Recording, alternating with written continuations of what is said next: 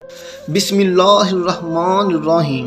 یہ ماہ رجب کی 27ویں رات ہے۔ اللہ تعالیٰ نے فرشتوں سے ارشاد فرمایا، اے فرشتوں، آج کی رات میری تسبیح بیان مت کرو، میری حمد و تقدیس کرنا بند کر دو۔ آج کی رات میری اطاعت و بندگی چھوڑ دو، اور آج کی رات جنت الفردوس کو لباس اور زیور سے آراستہ کرو۔ میری فرما برداری کا قلعہ اپنے سر پر باندھ لو۔ اے جبرائیل، میرا یہ پیغام میکائیل کو سنا دو کہ رزق کا پیمانہ ہاتھ سے علیحدہ کر دے۔ اسرافیل سے کہہ دو کہ وہ سور کو کچھ عرصہ کے لیے موقف کر دے۔ اسرائیل سے کہہ دو کہ کچھ دیر کے لیے روحوں کو قبض کرنے سے ہاتھ اٹھا لے۔ رضوان سے کہہ دو کہ وہ جنت الفردوس کی درجہ بندی کرے۔ مالک سے کہہ دو کہ دوزخ کو تالا لگا دے۔ خلد بری کی روحوں سے کہہ دو کہ آراستہ و پیراستہ ہو جائیں اور جنت کے محلوں کی چھتوں پر صف بستہ کھڑی ہو جائیں۔ مشرق سے مغرب تک جس قدر قبریں ہیں ان سے عذاب ختم کر دیا جائے۔ وقت کو کہہ دو کہ رک جائے۔ آج کی رات شب معراج میرے محبوب حضرت محمد صلی اللہ علیہ وآلہ وسلم کے استقبال کے لیے تیار ہو جاؤ۔ چشم زدن میں عالم بالا کا نقشہ بدل گیا۔ حکم ربی ہوا، اے جبرائیل، اپنے ساتھ 70,000 فرشتے لے جاؤ۔ حکم الہی سن کر جبرائیل نے سواری لینے جنت میں گئے، اور آپ نے سواری کا انتخاب کیا جو آج تک کسی شہنشاہ کو بھی میسر نہ ہوئی ہوگی۔ میسر ہونا تو دور کی بات ہے، دیکھی تک نہ ہوگی۔ اس سواری کا نام براق ہے۔ تفسیر روح البیان میں ہے کہ نبی صلی اللہ علیہ وسلم سے پہلے براق پر کوئی سوار نہیں ہوا۔ ماہ رجب کی 27ویں شب کس قدر پرکیف ہے۔ مطلع بالکل صاف ہے، فضاؤں میں عجیب سی کیفیت طاری ہے۔ رات آہستہ آہستہ کیف و نشاط کی مستی میں مست ہوتی جا رہی ہے۔ ستارے پوری آب و تاب کے ساتھ جھلجھلا رہے ہیں۔ پوری دنیا پر سکوت و خاموشی کا عالم طاری ہے۔ نصف شب گزرنے کو ہے کہ یکا یک آسمانی دنیا کا دروازہ کھلتا ہے۔ انوار و تجلیات کے جلوے سمیٹے حضرت جبرائیل نورانی مخلوق کے جھرمٹ میں جنتی براق لیے آسمان کی بلندیوں سے اتر کر حضرت امام روانی رضی اللہ تعالیٰ عنہ کے گھر تشریف لاتے ہیں، جہاں ماہ نبوت حضرت محمد صلی اللہ علیہ وسلم محو خواب ہیں۔ یا رسول اللہ، اللہ تعالیٰ آپ کی ملاقات کے مشتاق ہیں۔ حضور صلی اللہ علیہ وسلم تشریف لے چلیں۔ زمین سے لے کر آسمانوں تک ساری گزرگاہوں پر مشتاق دید کا ہجوم ہاتھ باندھے کھڑا ہے۔ چنانچہ آپ نے سفر کی تیاری شروع کی۔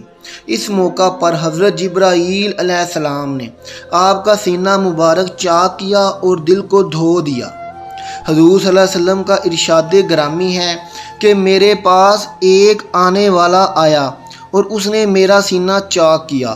سینہ چاک کرنے کے بعد میرا دل نکالا، پھر میرے پاس سونے کا ایک تشت لایا گیا جو ایمان و حکمت سے لبریز تھا۔ اس کے بعد میرے دل کو دھویا گیا، پھر وہ ایمان و حکمت سے لبریز ہو گیا۔ اس قلب کو سینہ اقدس میں اس کی جگہ پر رکھ دیا گیا۔ مسلم شریف میں ہے کہ حضرت جبرائیل علیہ السلام نے سینہ چاک کرنے کے بعد قلب مبارک کو زمزم کے پانی سے دھویا اور سینہ مبارک میں رکھ کر سینہ بند کر دیا۔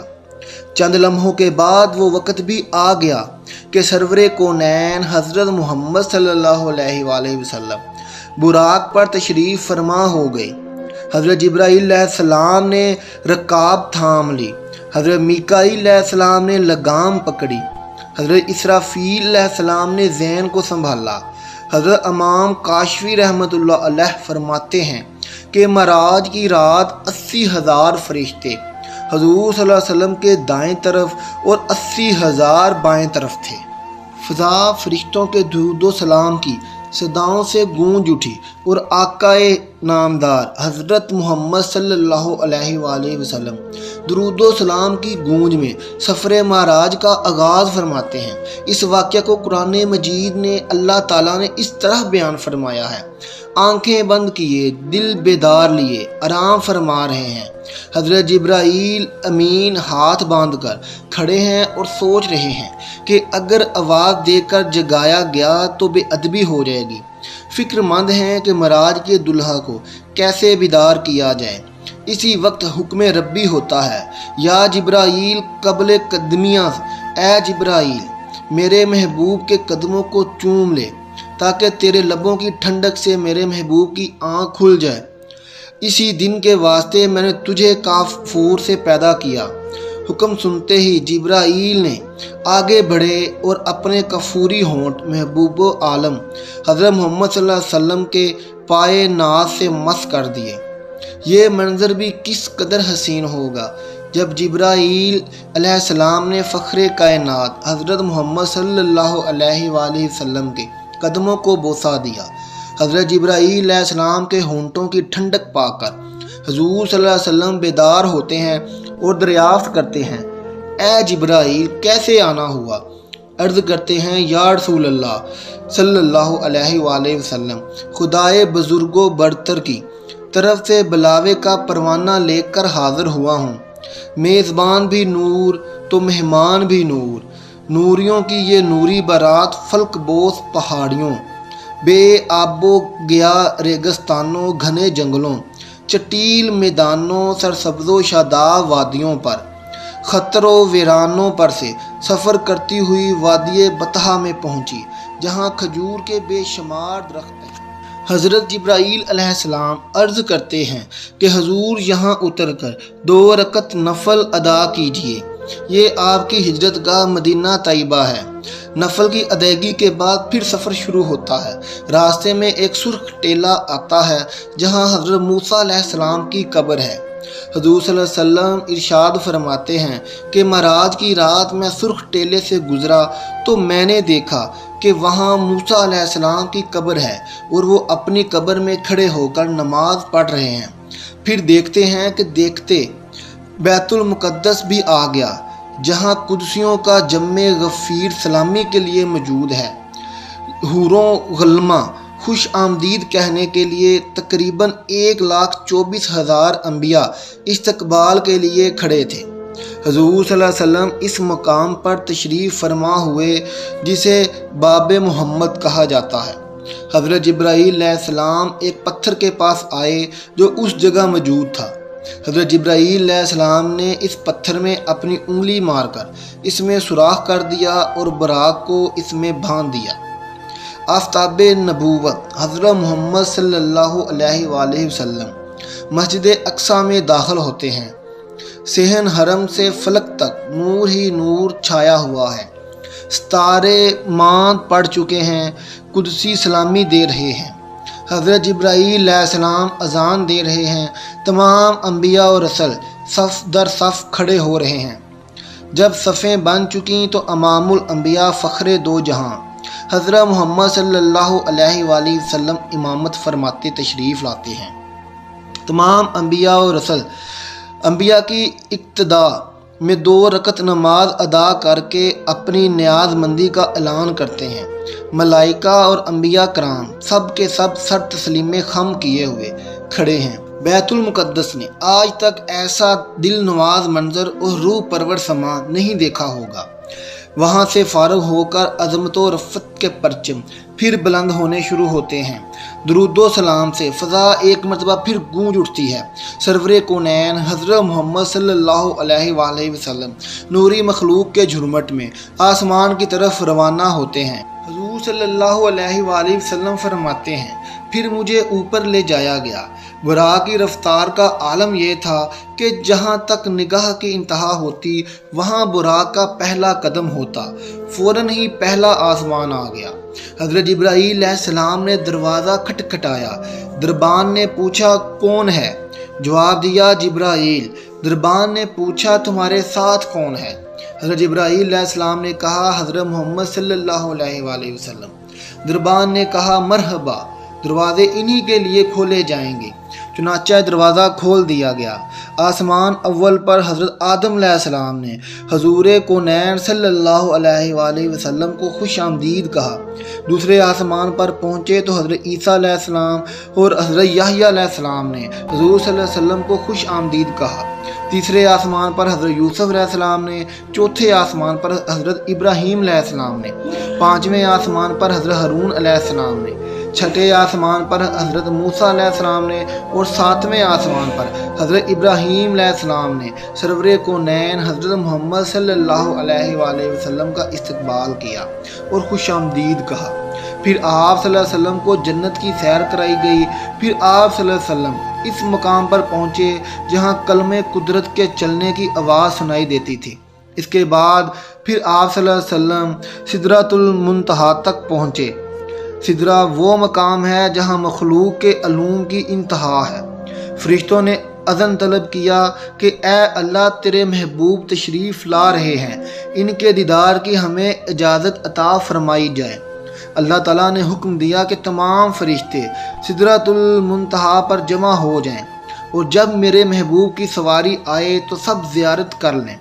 چنانچہ ملائکہ سدرہ پر جمع ہو گئے اور جمال حضرت محمد صلی اللہ علیہ وسلم کو دیکھنے کے لیے سدرہ کو ڈھانک لیا۔ اس مقام پر حضرت جبرائیل علیہ السلام رک گئے اور عرض کرنے لگے، یا رسول اللہ، ہم سب کے لیے ایک جگہ مقرر ہے، اب اگر میں ایک بار بھی آگے بڑھوں گا تو اللہ تعالیٰ کے انوار و تجلیات میرے پروں کو جلا کر راہ کر دیں گے، یہ میرے مقام کی انتہا ہے۔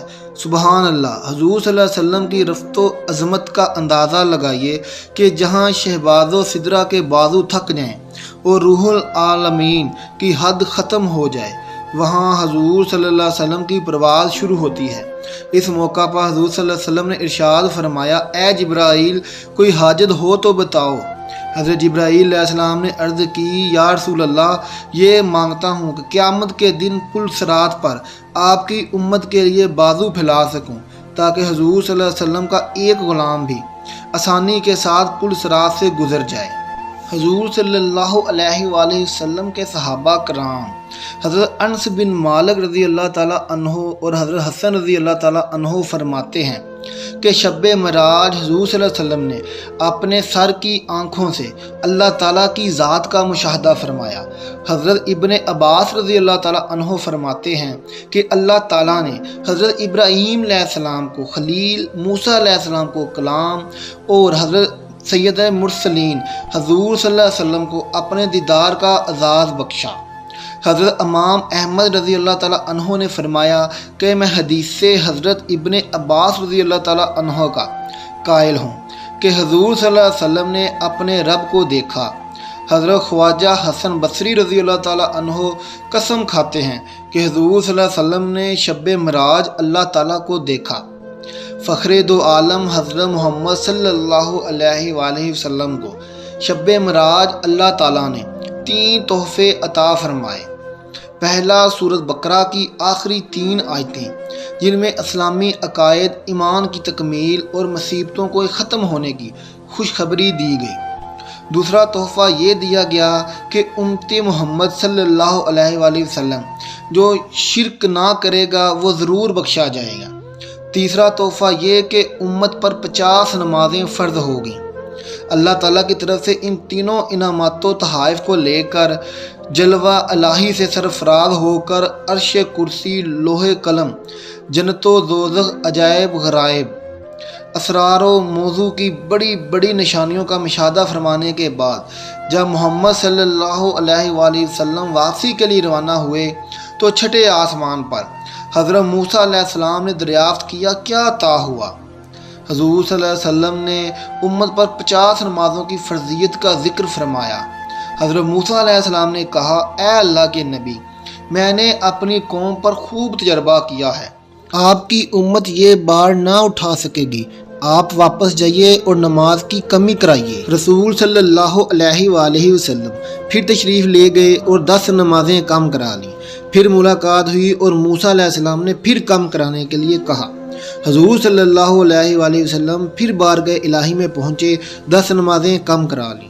حضرت موسیٰ علیہ السلام کے مشوروں سے بار بار مہمان عرش نے بارگاہ رب العرش میں نماز میں کمی کی التجا کی، کم ہوتے ہوتے 5 وقت کی نماز رہ گئی۔ اس موقع پر اللہ تعالیٰ نے ارشاد فرمایا، اے محبوب، ہم اپنی بات بدلتے نہیں، اگرچہ نمازیں تعداد میں 5 وقت کی ہیں مگر ان کا ثواب 10 گنا زیادہ دیا جائے گا۔ میں آپ کی امت کو 5 وقت کی نماز پر 50 وقت کی نمازوں کا ثواب دوں گا۔ تفسیر ابن کثیر میں ہے کہ حضور صلی اللہ علیہ وسلم براق پر سوار ہوئے اور رات کی تاریکی میں مکہ معظمہ واپس تشریف لائے۔ اس واقعے میں اللہ تعالیٰ کی قدرت کی بڑی بڑی نشانیاں موجود ہیں۔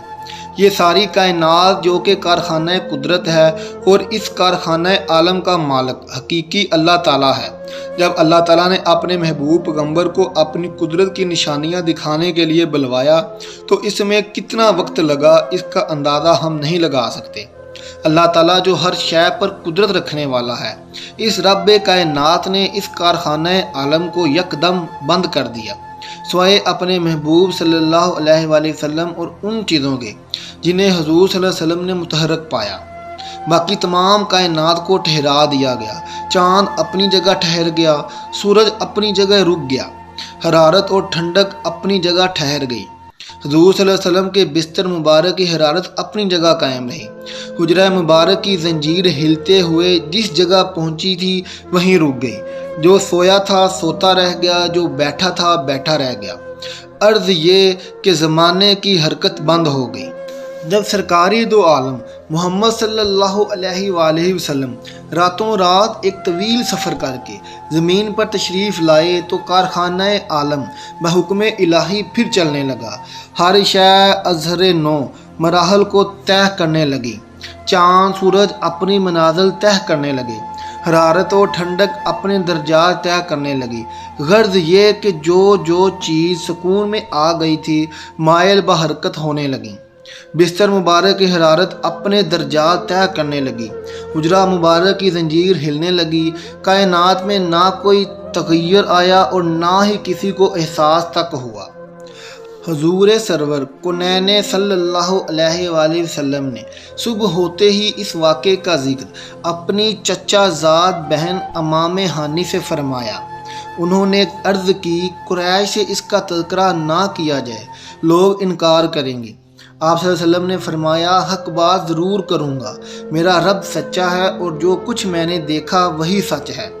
صبح ہوئی تو آپ صلی اللہ علیہ وسلم خانہ کعبہ میں تشریف لائے۔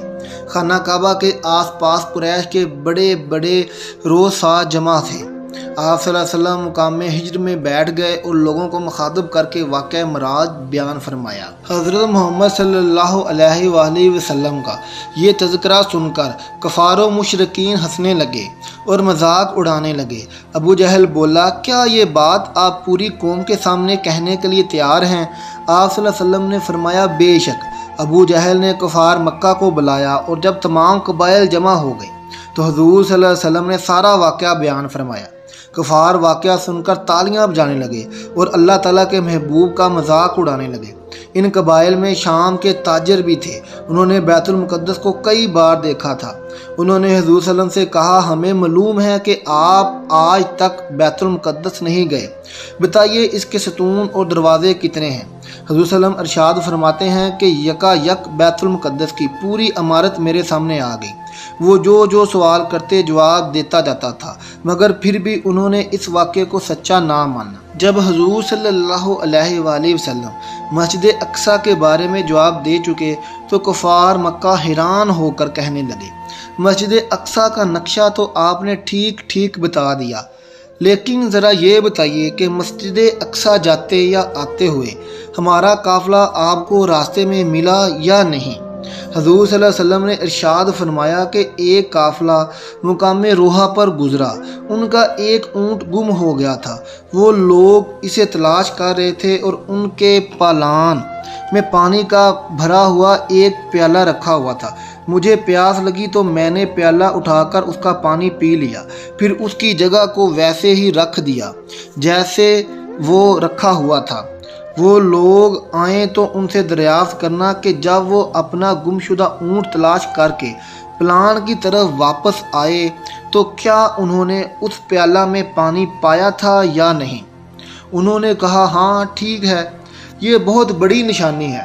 پھر حضور صلی اللہ علیہ وسلم نے فرمایا کہ میں فلاں قافلے پر بھی گزرا، وہ آدمی مقام ذی طویٰ میں ایک اونٹ پر سوار تھے، ان کا اونٹ میری وجہ سے بدک کر بھاگا اور وہ دونوں سوار گر پڑے، ان میں فلاں شخص کا ہاتھ ٹوٹ گیا، جب وہ آئیں تو ان دونوں سے یہ بات پوچھ لینا۔ انہوں نے کہا اچھا یہ دوسری نشانی ہوئی۔ اہل ایمان نے اس واقعے کی سچائی کو دل سے مانا اور اس کی تصدیق کی، مگر ابو جہل حضرت ابو بکر صدیق رضی اللہ تعالیٰ عنہ کے پاس دوڑا گیا اور کہنے لگا، اے ابو بکر، تو نے سنا کہ محمد صلی اللہ علیہ وسلم کیا کہتے ہیں؟ کیا یہ بات تسلیم کی جا سکتی ہے کہ رات کو وہ بیت المقدس کے اور آسمانوں کا سفر طے کر کے آ بھی گئے؟ حضرت ابو بکر صدیق رضی اللہ تعالیٰ عنہ فرمانے لگے، اگر میرے آقا نے فرمایا تو ضرور سچ فرمایا ہے، کیونکہ ان کی زبان پر جھوٹ نہیں آ سکتا۔ میں اپنے نبی کی سچائی پر ایمان لاتا ہوں۔ کفار بولے، ابو بکر تم کھلم کھلا ایسی خلاف عقل بات کیوں صحیح سمجھتے ہو؟ اس عاشق صادق نے جواب دیا، میں تو اس سے بھی زیادہ خلاف عقل بات پر یقین رکھتا ہوں۔ اسی دن سے حضرت ابو بکر صدیق رضی اللہ تعالیٰ عنہ کو دربار نبوت سے صدیق کا لقب ملا۔ اگر آپ کو یہ تحریر ذرا سی بھی اچھی لگی ہو تو اس سے شیئر ضرور کیجیے گا تاکہ یہ واقعہ سب کو معلوم ہو سکے۔ واقعہ معراج پڑھیں اور اپنا ایمان تازہ کیجیے۔ تمام دیکھنے والوں سے ریکویسٹ ہے کہ ہمارا چینل سبسکرائب کریں تاکہ ہر آنے والی نئی ویڈیو سب سے پہلے آپ تک پہنچ سکے۔ شکریہ۔ آخر میں سب دوستوں سے ریکویسٹ ہے کہ کمنٹ باکس میں ایک بار سبحان اللہ لکھ دیں۔ اللہ سب کا حامی و ناصر ہو۔ اللہ حافظ۔